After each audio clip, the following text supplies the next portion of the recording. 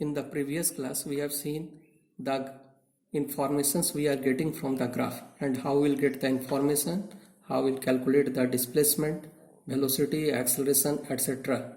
from the graph.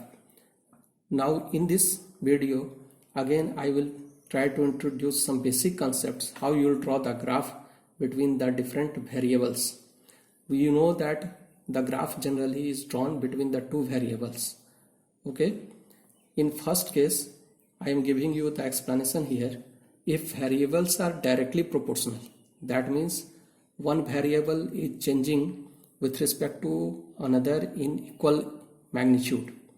In that case, the graph will be a straight line with some slope. Here I have written V is directly proportional to T. If S is directly proportional to T, then S will be here, T will be here, the graph will be like this.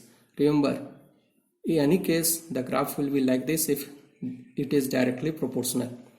Now, if the variables are inversely proportional, suppose I have given here V is inversely proportional to T. We can read like this, V is inversely proportional to T. If you draw the graph of V and T, you will get the graph, nature of the graph like this. This type of graph is known as rectangular hyperbola. If V is inversely proportional to T square, again you will get the graph like this. Third case is that if variables are such that one depends on the square of another, suppose V is directly proportional to T square, then we will draw the graph, nature of the graph will be like this. So whenever the equations are given, you just try to find the relationship, what type of relationship is there. Okay. One of the example I am giving you here. Here I want to draw the graph for a body starts from rest, moves with constant acceleration. I have given you the equations of motion. I am using here first equation of motion, V is equal to U plus AT. Here I have given the condition, the body starts from rest, therefore U equal to 0.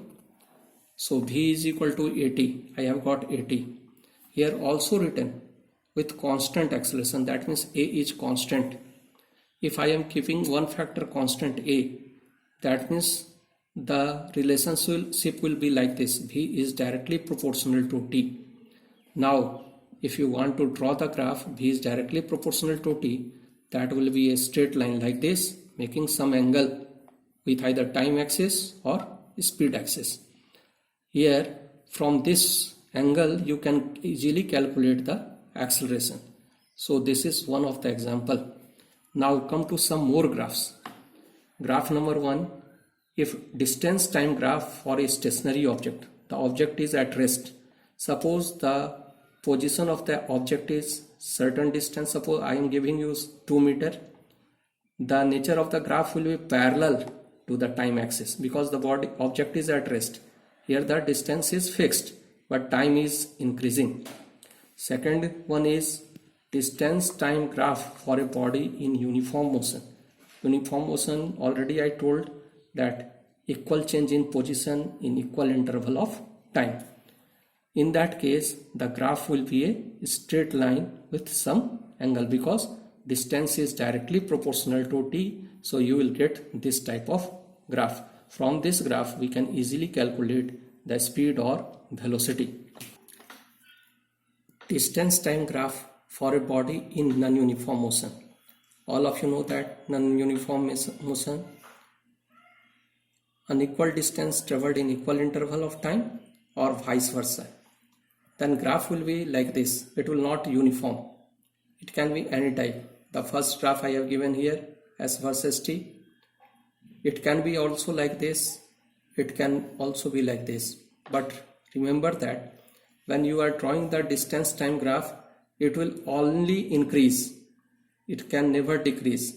But displacement time graph can decrease. It can also move downward. Now velocity time graph. I have given different conditions here. Here the velocity time graph for a body moves with constant velocity or uniform motion. Here the velocity is constant.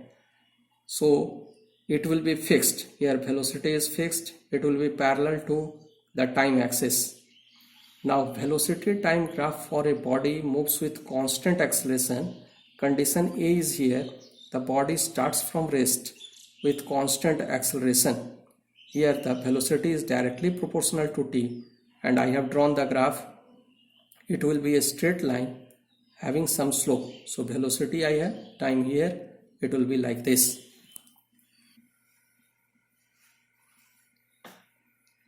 Another case is when the body has certain initial velocity and moves with constant acceleration. That means it has some initial velocity. Body starts from some initial velocity, suppose 2 meter per second, 3 meter per second, etc. So the graph will be from here. I have taken some velocity. It is not from origin. It starts from here and it will be straight line because the acceleration is constant. That means the change in velocity is directly proportional to time. Another case is velocity time graph for uniformly retarded or decelerated motion. That means here deceleration means the velocity is decreasing. It is decreasing from highest value to lowest value. In that case, the graph will be from highest velocity to lowest velocity. When it comes to rest, then it will touch the time axis. Okay.